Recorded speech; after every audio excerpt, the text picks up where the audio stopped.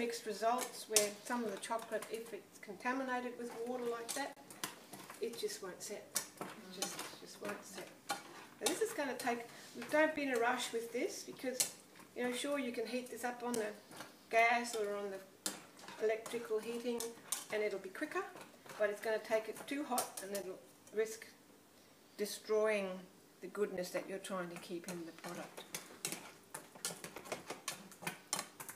So normally if we're doing this demonstration on a video, this is where you would now stop the film and then take it up when we get to the next stage.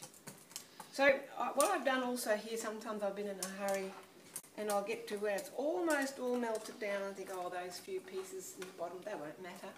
Oh yes. Don't think that you can get away with leaving a few hard or chunky bits in the bottom there. This all has to be melted first before we add anything else. Now when it comes to tempering, people say, what does actually tempering mean? Tempering means just really, really mixing it well. Tempering means mixing. And that is the secret. So even later on when we do pour it into these moulds, while it sits, it tends to want to separate again. So it's like I put it into a little jug and pour, and then mix, pour, mix. It has to be like concrete, constantly on the go until you're ready to set it.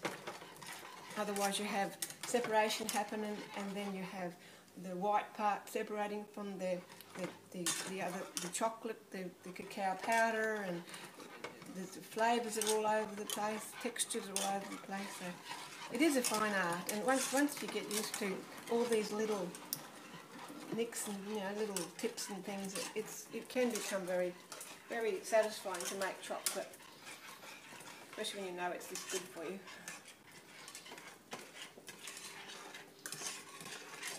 And sometimes while this melts down like this and it's sitting in the water, I'll go away and do a few other things, because this doesn't need to be stirred constantly. It will just do its own working there while you're out, doing a bit of washing up and stuff like that.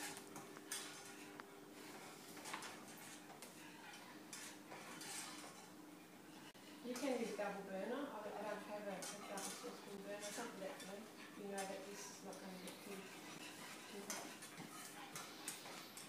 Past 47.778 degrees is the magic temperature. I say 48 degrees, it's 47.778, and round it up to 48. And after that, the goodness starts to decrease, all the nutrition decreases at higher temperatures. Well, the story is the enzymes start to get destroyed, yeah. And when you pay good money for these raw products, you don't want to go home and destroy them by heating them up,